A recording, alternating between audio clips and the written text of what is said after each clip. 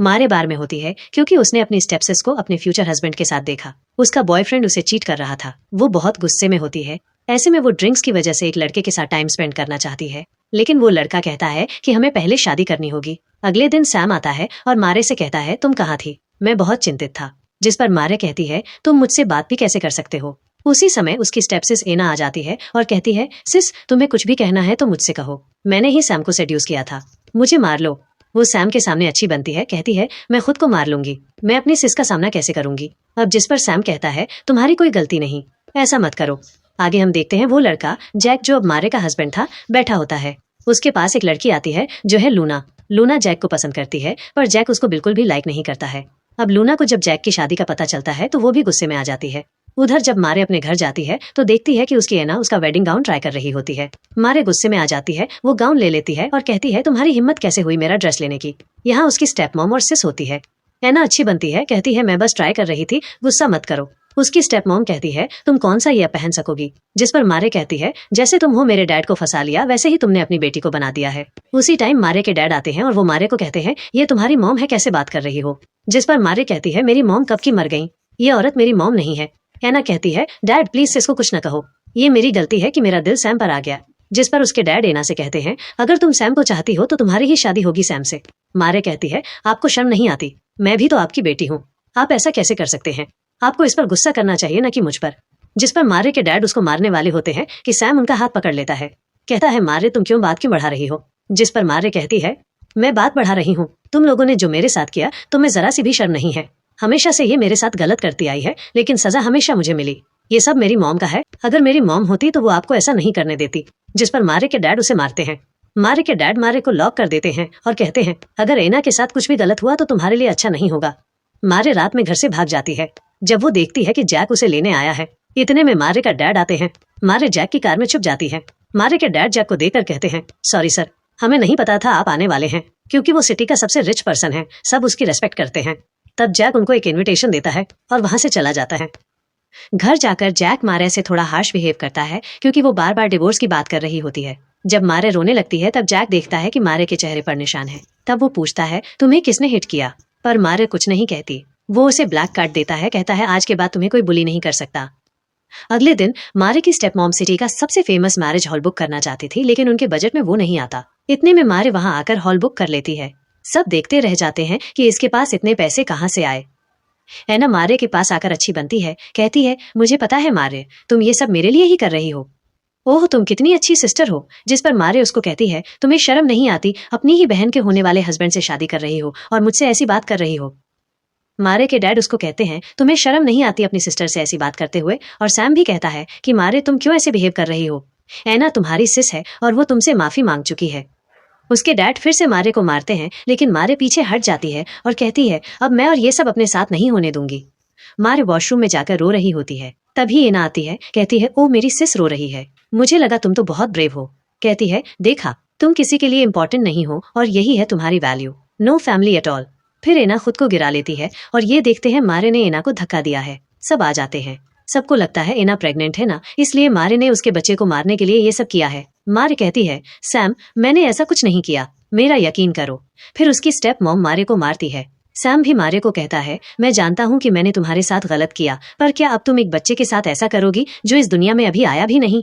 तुम इतनी गिरी हुई होगी मैंने सोचा भी नहीं था। मारे कहती है तुम्हें पता है इसने मुझे कहा कि जब मेरी मॉम मरी ये वही थी, पर इसने उन्हें मरता देखकर एंजॉय किया। सैम कहता है तो क्या उनको मरे हुए इतना टाइम हो गया है, तुम्हें अभी भी उनकी पड़ी है, और कहता है दफा हो जाओ मेरी लाइफ से, और एना को लेकर चला जाता है।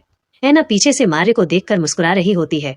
एना की स्टेप मॉम उसको जबरदस्ती घसीट रही होती है और मारते हुए उसको घर ले जा रही होती है।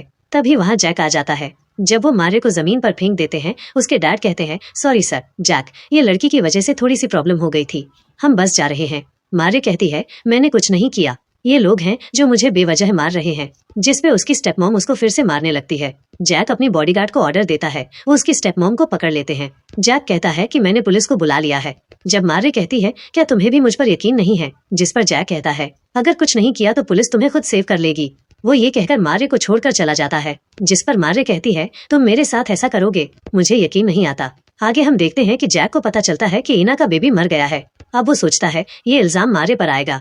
वो अपने बॉडीगार्ड से कहता है तुम्हें पता है ना क्या करना है। आगे हम देखते हैं बेबी की डेथ के बाद जब एना सैम से कहती है कि हम अभी शादी तो करेंगे ना, तब सैम कुछ नहीं कहता। वो कहता है तुम ठीक हो जाओ, हम फिर बात करेंगे। आगे हम देखते हैं जैक आता है एना के पास, कहता है तुम केस वापस ले लो। वो उसे धमकी देता है, जबकि अब एना जैक को अपना बनाना चाहती है क्योंकि वो समझ जाती है सैम उससे शादी नहीं करेगा।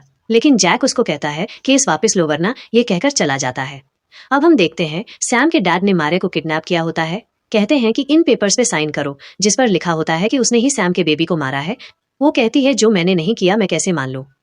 जैसे ही वो उसको मारने लगते हैं एक आदमी सैम के डैड को कुछ कहता है और वो कहता है आज तो तुम बच गए लेकिन मैं तुम्हें छोड़ूंगा नहीं, याद रखना। फिर जैक आता है, कहता है चलो घर चले।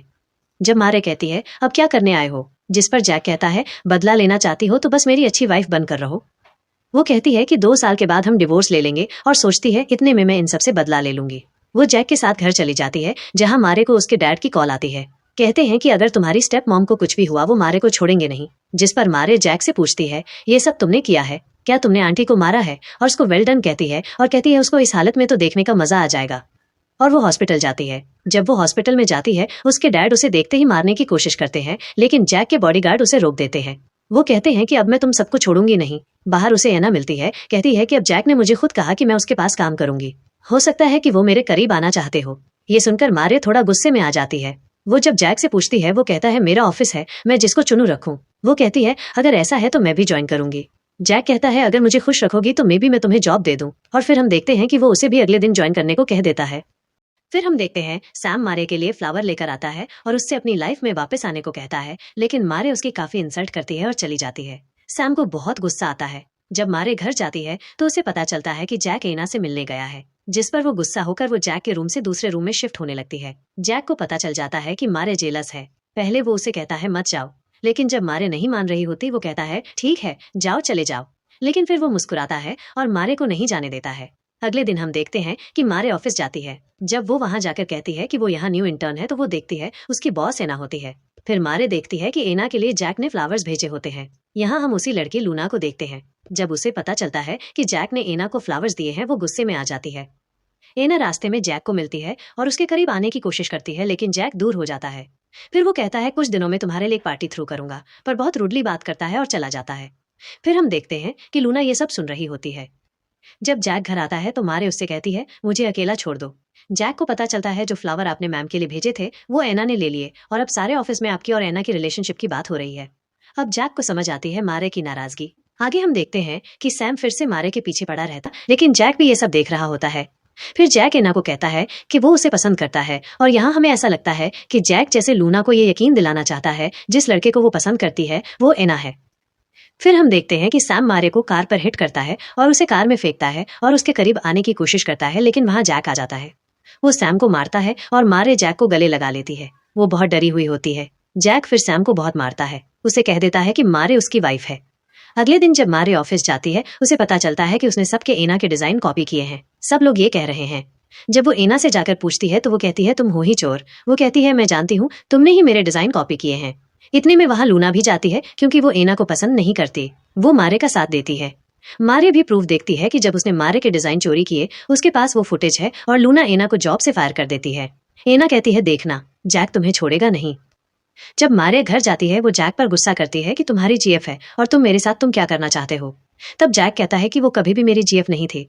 फिर वो बताता है कि वो हमेशा से हर उस लड़की को दूर कर देता है जो मेरे करीब आना भी चाहे, और वो एना से जो उसने तुम्हारे साथ किया उसका बदला भी लेना चाहता है, इसलिए उसने ये सब किया।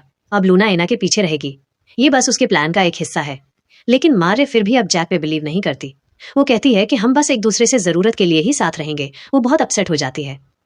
हम देखते हैं जैक हॉस्पिटल में होता है जहां वो अपने डैड से कहता है आपकी वजह से मेरी मॉम की डेथ हुई, आप मर भी गए, मैं आपको माफ नहीं करूंगा। आगे हम देखते हैं मारे के पास उसके डैड, स्टेप मॉम और एना आते हैं। उसकी स्टेप मॉम कहती है मारे एना को माफ कर दिए, एना को वापस जॉब पर आना है, पर मारे नहीं मानती। उसके डैड कहते हैं तुम कैसी बेटी हो, इतना सा नहीं कर सकती। जिस पर वो कहती है नहीं मैं नहीं कर सकती, आपके लिए कुछ भी। आगे हम देखते हैं कि जैक ड्रिंक होता है। वो कहता है कि तुम कहाँ थी इतने देर से। वो कहता है कि तुम्हें मिस कर रहा था। मारिया उसे खुद से दूर हो जाने को कहती है लेकिन वो नहीं मानता। लेकिन मारिया बहुत गुस्सा होती है। वो कहती है कि ये मुझे एक टूल की तरह यूज करता है और इतना एटीट्यूड दिखाता है। अगले दिन मारे उसे डिवोर्स का कहती है। उसे गुस्सा आ जाता है। वो मारे के करीब आता है लेकिन मारे उसे स्लैप करती है और कहती है मैं तुम्हारी वाइफ हूँ, पपेट नहीं। और कहती है मुझे डिवोर्स दो। वो कहती है मुझे जो भी मिला बस उसने मुझे यूज किया। मुझे लगा था कि तुम ऐसे नहीं हो, पर तुम भी उन सब जैसे ही हो। लेकिन फिर जैक कहता है कि वो उसे बहुत पसंद करता है। वो कहता है मुझे माफ कर दो, मैं तुम्हारे बिन नहीं रह सकता। मारे थोड़ी खुश हो जाती है। फिर हम देखते हैं लूना के डैड उसे मारते हैं, कहते हैं कि तुमसे एक आदमी हैंडल नहीं होता है। अब तक वो शादी के लिए नहीं माना, जिस पर वो कहती है वो हमें अपनी मॉम की डेथ का रीजन समझता है, इसलिए वो मुझसे शादी नहीं करना चाहता है।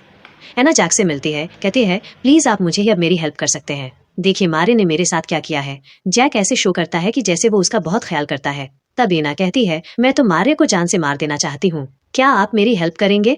लेकिन मारे जैक को एना के साथ देख लेती है। वो फोन करके पूछती है कि तुम कहाँ हो। वो कहता है मीटिंग में हूँ। वो गुस्सा हो जाती है, वहां से चली जाती है ना। जैक को रूम कार्ड देकर जाती है, कहती है जैक मैं तुम्हारा वेट करूंगी। अगले दिन हमें पता चलता है कि एना की वीडियो लीक हुई है कि वो काफी बॉयज के साथ एक रूम में है। मारे को ये बात ऑफिस की एक कलीग बताती है। फिर मारे के डैड कॉल करके कहते हैं ये सब तुमने किया है। वो उस पर बहुत गुस्सा होते हैं। जैक गुस्सा करता है। यहाँ पता चलता है कि जैक का ये प्लान नहीं था। मारे आती है, कहती है ये सब तुमने किया, और भी तरीके थे लेकिन ये सब नहीं करना चाहिए था। जैक मारे को नहीं कहता कि उसने नहीं किया, ये सब लूना ने किया है। वहाँ एना की बहुत बुरी हालत होती है, उसने सुसाइड की है। सबको ये भी पता चलता है वो और भी बहुत से बॉयज के साथ अफेयर में रह चुकी है। मारे को जैक के डैड किडनैप कर लेते हैं। जैक जब उनके पास जाता है तो वो उसको मारते हैं और कहते हैं वो लूना से शादी कर ले। वो मानता नहीं है लेकिन वो फिर भी मारे को बचा लेता है। अगले दिन मारे जब हॉस्पिटल जाती है तब एना मारे को मारने की कोशिश करती है। जैक एना को किडनैप करवा लेता है और अब वो उसको पनिश करता है। जैक अब लूना का डैड को जेल में करवा देता है और जब लूना जैक के पास आती है तब वो कहता है कि तुम्हें क्या लगता है जो सब तुम आज तक करती आई मुझे नहीं पता। हर वो लड़की जो कभी भी मेरे पास आने की कोशिश करती थी वो मारी जाती थी। तुम्हारी सजा तो तुम्हारे डैड की सजा से भी बड़ी होगी। लूना अब मारे को किडनैप कर लेती है। जब जैक को पता चलता है वो उसे बचाने आता है तब वो कहती है हम इतने टाइम से फ्रेंड्स हैं तो क्या तुम मुझे अपना नहीं सकते। लेकिन फिर जैक के बॉडीगार्ड उसे पकड़ लेते हैं। फिर जैक मारे को बचा लेता है और अब वो दोनों अपनी लाइफ अच्छे से गुजारते हैं।